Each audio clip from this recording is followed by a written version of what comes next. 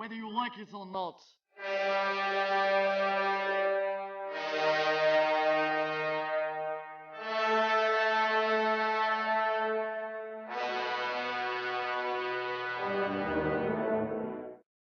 Greetings, gentle viewers. Something a little bit different tonight. A look at slasher movies.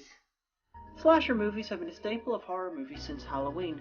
Although Halloween was likely not the first slasher movie, it was the film that brought note to the genre and inspired a glut of other films. In the years that followed, the genre's popularity has raised and lowered, and every time the genre is declared dead, it roars back to life, gives birth to more franchises, and remakes its old classics. And yet no one remakes Slumber Party Massacre 2. Where's the justice? Given the amazing amount of slasher films that have been made, it's almost impossible that you've seen them all. There's been old ones, new ones, good ones, bad ones, silly ones, space-based ones, ones that might not have happened, ones that shouldn't be awesome but are, fictional ones, ones with titles that you wouldn't believe, and even third sequels to films that you didn't realize even had one. But tonight we're going to look at 6 in particular. 6 slashers that you might not have seen and you probably don't want to. Not because they're all bad, because they're not. Though most of them are, but some of them aren't. These aren't in any list. This is not going from best to worst or worst to best or anything like that, but I will point out which are the better ones as we go. This is my top list of slasher movies that you probably haven't seen and you probably don't want to see. Why top 6? Because fuck you! Number 6. Stage Fright. This is an Italian slasher made in the 80s, and it just oozes 80s-ness. And script-wise, it's extremely generic. And when it's not being generic, it's being ridiculous. Like when it reveals that the killer is wearing a massive owl mask that can barely get through a door. So why is it on the list? Because it's pretty.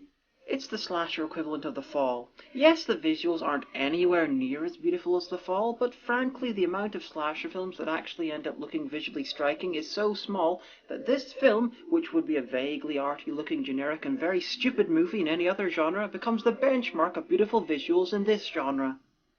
And that's just sad. And I'd make all sorts of jokes about it being so 80s that the DVD literally oozes new Coke, but I've already seen Chopping Mall and You're Never Too Young to Die. And I'm now vaccinated against levels of 80s-ness that would kill most people. Stage Fright. It's fucking pretty. If you want to go, ah, while enjoying Italians getting killed, watch it. But make sure you can handle terminal levels of 80s-ness. Number 5. Switch Killer is one of those films with a brilliantly trashy and stupid storyline that never quite lives up to the promise of the plot. It's a lot like Jesus Christ the Vampire Hunter in that regard. Basically, it's about a woman who leaves her abusive boyfriend, decides that she's a lesbian, and moves to Las Vegas to be a stripper. Also, in this movie, every stripper's a lesbian. I'm not complaining, but I'm not entirely sure it's accurate. Remind me to investigate further. So several years later, the boyfriend reappears, having turned himself into a woman, and is killing all of the ex's female friends and ex-girlfriends so they can be together again. Did I mention that it's also called the Trans-American Killer? It's insane, stupid, ridiculous on every level, and has a soundtrack which sounds like it's been borrowed from a late 90s vampire movie. I'm not kidding. Listen. Oh man. I'm gonna make you happy if it kills me.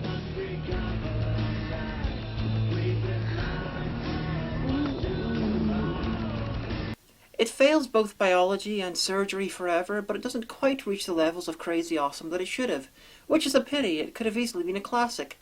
Switch Killer, check it out for the ridiculousness, but don't expect too much quality. Number 4. Hell's Ground is, as I understand it, the first Pakistani slasher movie, zombie movie, and gore movie. It's also the first film on the list that I suggest people watch for non-ironic reasons, and has a non-English language title that I am not even going to attempt to pronounce. Minion! Attempt to pronounce it. ZB Kenya? Whatever, it means slaughterhouse. And speaking of slaughterhouses, go there! I want to be a hamburger meat. The storyline is basically the same as the Texas Chainsaw Massacre if they set it in Pakistan, and if they had a short zombie film before they picked up The Hitchhiker. I know that doesn't sound a lot like Texas Chainsaw, but yeah. So there's zombies and the dialogue is a mix of Urdu and English, and those two things probably don't have very much to do with each other. And they run into this fakir-looking guy, the equivalent of the Hitchhiker, and later on, the Leatherface equivalent, who wears a burqa. And given where Ed Gein got the skin that he used to wear, I think that having a character based on him wearing drag, it's completely appropriate. And just in case you thought they were stopping their Texas Chainsaw referencing with only the van, the teens, the hitchhiker, the 70s look and the killer, there's also a lair and their version of the cook as well.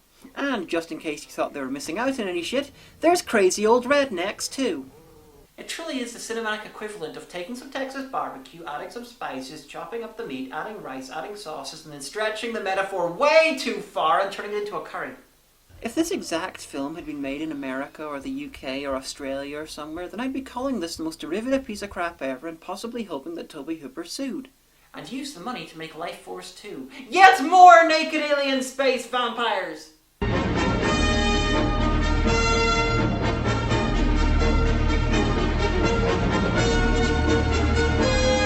But since this is from Pakistan, it's really interesting. You can see the genre conventions being followed so closely that it allows you easy access into the film by making half of it extremely recognisable. And through that, you can understand Pakistani culture a little easier. Try to find a copy of this. It's fascinating. And the 45 minutes with random zombies? Yep, they're Romero zombies. Number 3. Lesbian Psycho is the charming and ultra-low-budget story of a group of lesbians and one bisexual who go camping together. Unfortunately, there's a psycho on the loose. A lesbian psycho! And she won't stop until, well, everyone's dead. I can sympathise.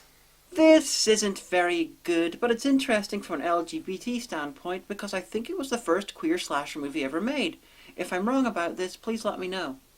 No, Nightmare on Elm Street 2 doesn't count. That was subtext, not actual text. And no, neither does Sleepaway Camp, because if we're going to count every slasher film with an LGBT villain, then we're going to have to go back as far as Psycho and Texas Chainsaw 1. So back to Lesbian Psycho. Unlike many lesbian movies, it was clearly not written by a straight man out for titillation. The interpersonal relationships between the characters are among the more realistic I've seen with lesbian characters. It's just a pity that the acting is mostly subpar and the story ridiculous and the ending makes absolutely no sense. It also took 8 years to get a release in the UK. Make of that what you will. Lesbian Psycho. It's interesting as an artifact of queer film, but it fails as a slasher movie and as a film in general. Number 2. Dead Man's Shoes is a British film with a brilliant concept, something so simple that you expect it to have been done a lot more often. It's about kangaroos with lasers! No, actually, it's a slasher movie from the slasher's point of view. It's the usual deal. Local bastards fuck up someone with mental disabilities and their brother, who's an ex-soldier, arrives back, puts on a mask, collects his cutting implements and kills the perpetrators one by one.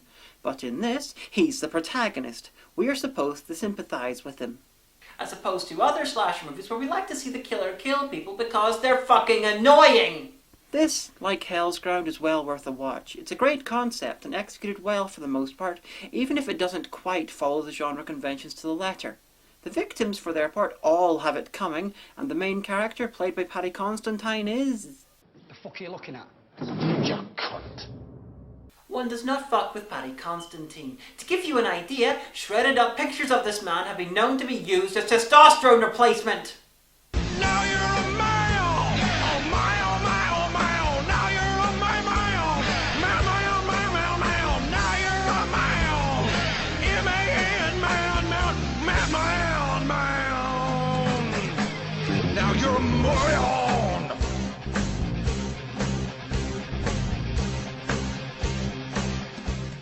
Check this out. It's solid and has a great concept. Number 1. And now for number 1, the top of my list of slasher movies that you've never seen before and you probably don't want to. Although the distinction is pretty pointless really, because this list is not in any order whatsoever. It's Hellbent! Hellbent is a gay slasher, but unlike Lesbian Psycho, it's all about people with cocks. A serial killer is stalking young gay men, and it's Halloween and a group of gay friends are going out clubbing. What can possibly happen? The single stupidest character action in film history, actually. Okay, here's the setup. These are the main characters and they know that there's a serial killer on the loose and he kills young gay men, and they have deliberately gone to where the killings took place. There they come across a muscular man in a mask with a huge blade. And what do? Come on to him, of course! And moon him too. That's a knife. He's got a fucking knife, the kinky bastard. You are deranged, sir, and I love it. Was that all you got? Give us some more. Show me.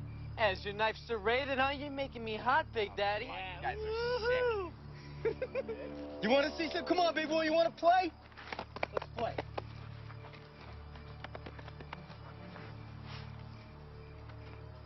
Yes, these Walking Darwin Awards decide to come on to the guy who might as well have serial killer in not very good slasher movie tattooed across his chest. And in case you're wondering, nothing happens to them right now. They survive this. However, later on, one of them decides to do this. What gym do you go to? Well, you've got enough candy already? You couldn't use a little more? I don't always look like this, you know. You superficial faggot. It's Halloween, Jesus. God, here, look. My driver's license.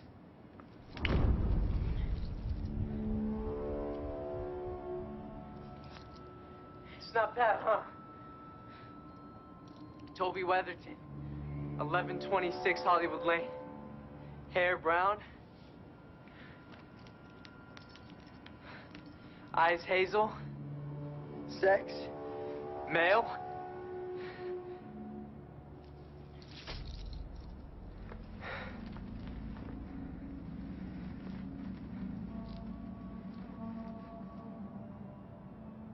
I'm never doing drag again. Yeah, you can see how stupid the character was in that scene, and yet that's not the stupidest thing that someone does in this film. If these characters really existed, I'd expect them to set fire to themselves while shaving. The film was also produced by Karen Wolf, the architect of the film that is Children of the Living Dead. But this time she doesn't do any architecting. It looks like she learned her lesson and stuck to producing. Thanks, Karen, you made a watchable film this time. Hellbent is campy and fun, the character's moronic, and while it's not a classic slasher, it's far from terrible, even if the very end is pretty shit. So that was my list of 6 slasher films that you might not have seen and you probably don't want to. In order of quality from worst to the best: Lesbian Psycho, Switch Killer, Hellbent, Stage Fright, Hell's Ground, and Dead Man's Shoes. I'm Diamanda Hagan, and I have to live with that every day. Now, just in case you in the audience were thinking, will she do some sort of a funny reference to the source material by having Michael Myers or Leatherface turn up and be all and stab her? No, I will not. I'll leave that shit to the angry video game nerd. Thank you very much. I will, however, kill this minion. You will? Oh yes, I will.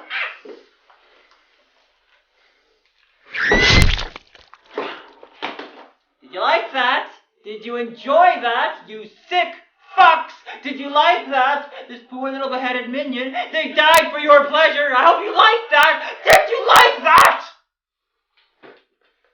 I'm Diamanda Hagan, and I have to live with that every day.